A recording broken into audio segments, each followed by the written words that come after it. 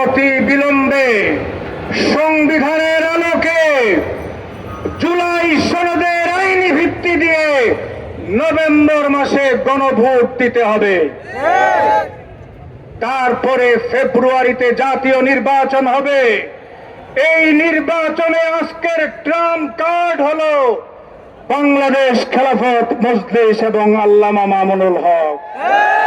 পরিষ্কার বলছি, রাজনৈতিক নেতৃবৃন্দকে ইসলাম স্বাধীনতা, বাংলাদেশের অখণ্ডতার পক্ষে বাংলাদেশ খেলাফত মজলিস থাকবে এবং বাংলাদেশ খেলাফত মজলিস তার নেতা আল্লামা মামুনুল হক যেই জোটে যাবে সেই জোট আগামী দিনের ক্ষমতায় যাবে। সুতরাং ইসলামের পক্ষে, দেশের পক্ষে, দেশের অখণ্ডতার পক্ষে যারা কাজ করবে সেই জোটের সাথে আমরা থাকব।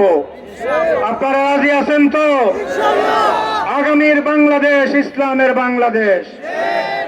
সেই অপেক্ষায় সেই নির্বাচন, যে নির্বাচনে জনগণ আমাদেরকে ম্যান্ডেট দিবে, আমরা আর কারো সাথে ক্ষমতার ভাগাভাগি করে কোন দুর্নীতিবাজ ফেসিবাদকে ক্ষমতায় পাঠাতে চাই না।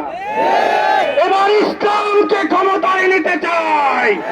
সংবিধান হবে কোরআনের আলোকে, শাসন হবে খেলাফতের আলোকে। প্রস্তুত আছেন তো? আল্লামা মামুনুল হক যদি ডাক দেন, রিকশা মার্কার পক্ষে বাংলার টেকনাফ থেকে তেতুলিয়া পর্যন্ত ঝাঁপিয়ে পড়তে হবে। রাজি আছেন তো? 15-16 বছর ফেসিবাদের মোকাবেলা করে এসেছি। সুতরাং কারো রক্তচক্ষু ভয় পাবার নেতৃত্ব আল্লামা মামুনুল হক না। কোন রক্তচক্ষুকে ভয় পাবার দল বাংলাদেশ খেলাফত মজলিস না। আমরা তো ভেবেছিলাম 2013 সালে আমাদের শাহাদাত, আমরা শহীদ হয়ে যাব। আমরা একটা স্বপ্ন নিয়ে বেঁচে আছি, এই জমিনে খেলাফত প্রতিষ্ঠা করার জন্য। সুতরাং খেলাফত ভিত্তিক রাষ্ট্র ব্যবস্থা, এটাই আমাদের একমাত্র চাহিদা। আমরা সেদিন পর্যন্ত ক্ষান্ত হব না, ঘরে ফিরে যাব না, যেদিন বাংলার সবুজ চত্বরে খেলাফত আলা মিনহাজিন নবুয়া প্রতিষ্ঠিত না হবে।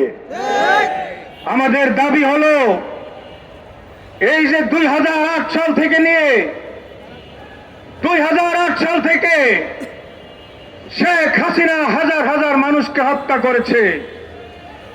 আপনারা জানেন 2013 সালে শাপলা চত্বরে রাতের গভীরে তেলাওয়াতরত, জিকিররত সাধারণ মুসলমান যারা নবীর প্রেমে সেদিন শাপলা চত্বরে সমবেত